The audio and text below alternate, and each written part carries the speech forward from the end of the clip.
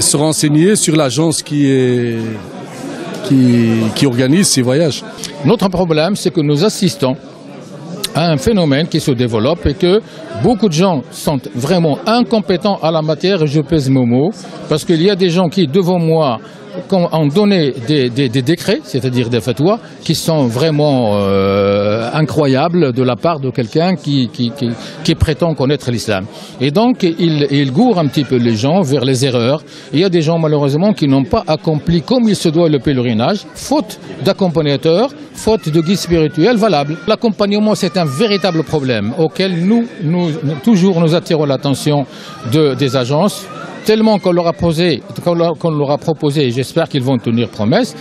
Nous leur avons dit, nous vous donnons des formateurs et des gens qualifiés en la matière qui devraient prendre en charge 2 mois à l'avance un groupe de 20 ou 25 personnes de pèlerins qu'ils vont former ici en Belgique pendant 2 mois. Ils auront fait connaissance, surtout pour le problème des femmes. Nous n'avons pas de femmes accompagnatrices. Nous n'avons pas de femmes, alors qu'on sait très bien qu'il y a des femmes ici beaucoup plus calées, cultivées que les hommes. Malheureusement, quelquefois on ne les trouve pas, ou bien ils ne se manifestent pas. Et donc, lorsque une femme, une fois là-bas sur place, a un problème spécial, elle ne peut pas s'adresser à un homme. Elle est gênée.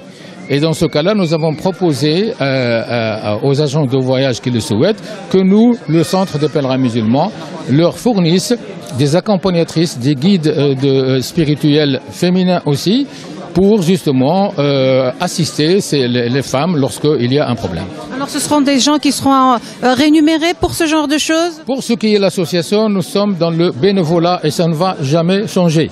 Nous avons besoin, bien entendu, de soutien des ambassades. L'ambassade de l'Arabie Saoudite, étant donné que c'est tout à fait normal, c'est l'Arabie Saoudite qui a en charge le dossier du pèlerinage. Ça, c'est un fait. Et donc, je profite de l'occasion pour remercier Monsieur l'ambassadeur de l'accueil qu'il nous a réservé, parce qu'on a tenu une réunion avec lui pendant 1h30. C'est un homme qui est ouvert à toute discussion et qui nous suit justement, qui nous appuie dans nos démarches. C'est évident que l'Arabie Saoudite, à travers la représentation diplomatique à Bruxelles, elle est la première à être concernée. Donc on a toujours eu plusieurs réunions, que ce soit avec les consuls successifs ou avec les ambassadeurs de l'Arabie Saoudite, à qui nous proposons certaines solutions et je crois que nous sommes écoutés. Quant à l'ambassade du Maroc, nous avons un ambassadeur qui n'a pas, M. Samirdar, qui n'a pas ménagé ses efforts justement. Je me rappelle qu'on a tenu avec lui plus de 6 ou 7 réunions. Il a essayé de concilier un petit peu les agences de voyage avec l'association lorsqu'il y avait des difficultés. Et donc, nous avons besoin de son aide aussi, vu que la grande majorité des pèlerins et pour ce qui est l'Amra aussi, c'est bien sûr des Marocains. Et donc, dans le but que l'ambassadeur qui joue un rôle important vis-à-vis de la communauté marocaine ici, il est évident qu'on a besoin de son soutien et de sa participation dans la bonne marche de l'association, y compris l'événement. Nous soutenons toutes les initiatives qui visent à donner une vision uniforme et faciliter la tâche aux pèlerins musulmans. Et c'est là l'objectif, c'est-à-dire que les pèlerins qui n'ont jamais été là-bas à la Mecque, ils éprouvent des difficultés pour choisir, pour organiser leur voyage.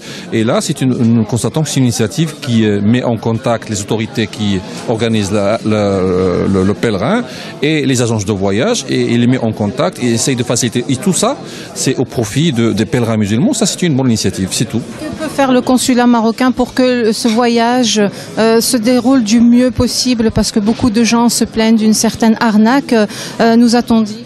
Le Maroc ne s'occupe pas des arnaques. C'est-à-dire que nous sommes en Belgique, il y a une législation belge, il y a le droit belge. Ce sont des agences de voyage qui sont autorisées par les autorités belges, donc ils sont soumis au droit belge. Et cette initiative aussi, c'est dans ce que je confirme, vise à coordonner les rapports entre ces agences, les pèlerins et les autorités. Le Maroc, il facilite la tâche aux pèlerins marocains en ce qui concerne tout ce qui concerne documents, papiers, conseils. Et ça s'arrête là. Mais à partir du moment où l'intéressé choisit une agence, alors à ce moment-là, il doit être Il doit être vraiment au courant de ce qu'il est en train de payer. C'est une prestation, c'est une action personnelle, donc c'est un choix. Et là, c'est une occasion pour les pèlerins d'être informés et orientés vers les agences les plus crédibles sur le marché belge. Pour informer le public, nous faisons des affiches pour que le public soit au courant comme quoi il y a le pèlerinage ou bien la visite du Umrah qui sera organisée. Et les gens viennent dans notre ASBL et dans notre fédération pour s'inscrire.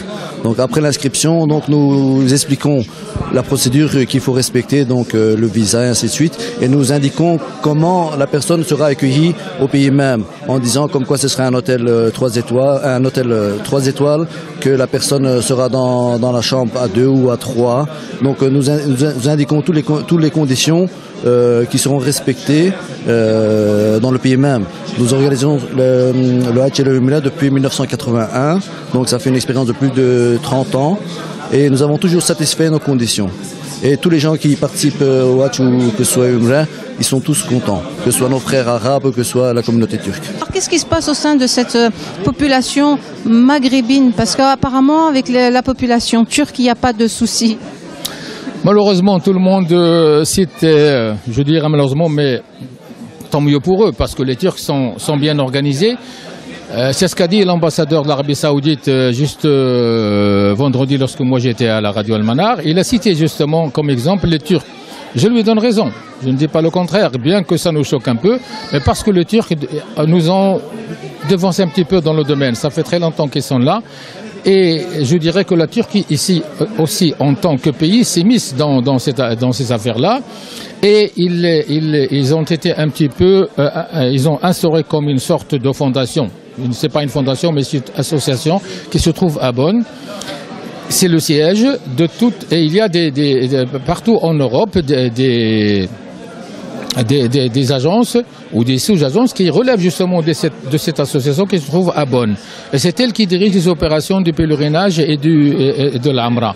Nous espérons que lorsqu'il y aura la maison du pèlerin ici à Bruxelles, c'est notre rôle justement que de jouer la même chose que les Turcs. Nous coiffons tout ce qui est visa, tout ce qui intéresse un petit peu le pèlerinage de loin ou de près, avec les agences de voyage, la formation, comme j'ai dit, des accompagnateurs, des accompagnatrices, la formation du futur pèlerin.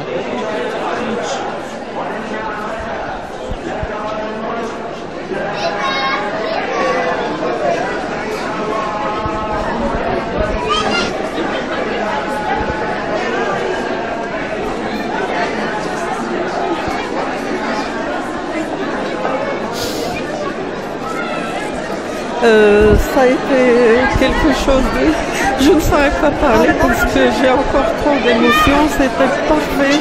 Tout s'est très bien passé. Qu'est-ce que je vais dire de plus? C'est des larmes de joie, de bonheur. On a accompli le rêve de notre vie, alhamdoulilah, comme il faut, et on espère comme il faut, oui.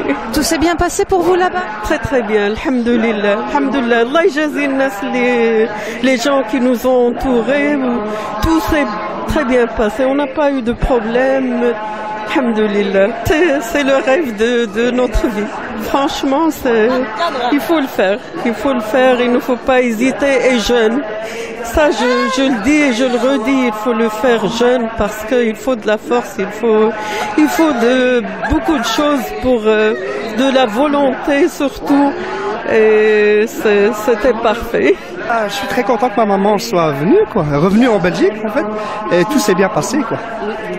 Tout était parfait, même au niveau communication, au niveau organisation, et avec les gens avec qui elle est partie. Franchement, on est très contents. Tout va bien. Tout va bien. C'est un bon voyage. Alhamdulillah, merci. C'est كل شيء مزيان, كل شيء لاباس, alhamdulillah. Tout va bien. Alhamdulillah. Et vous, madame? Ça va, هذه الوالدة ديالي. Vous êtes avec elle? Oui, je suis avec elle, oui. Vous avez été faire le Hajj aussi? Pardon? Vous avez fait le Hajj aussi? Oui, j'ai fait le Hajj, oui. Ça s'est bien passé pour vous? Oui, c'est bien passé, merci. Cette année, il y a 2538 exactement de Hajj qui sont partis, et dans les 2538, il y a 1000 Hujjaj d'origine turque et les 1538 d'origine arabe. Et ce nombre est inférieur à celui de l'année passée, parce que l'année passée, il y a eu 4500 pèlerins qui sont partis de Belgique, et cette année, il n'y a eu que 2500. La cause est que, premièrement, ils n'ont pas confiance parce qu'il y a eu des arnaques l'année passée, plusieurs arnaques par certaines agences qui n'étaient pas sérieuses. Et deuxièmement, le prix a été très élevé, il a été augmenté de 40%. Cette année, le prix était entre 3600 et 5000 euros par personne. Et c'est à cause de ça qu'il y a eu un nombre inférieur par rapport à l'année passée.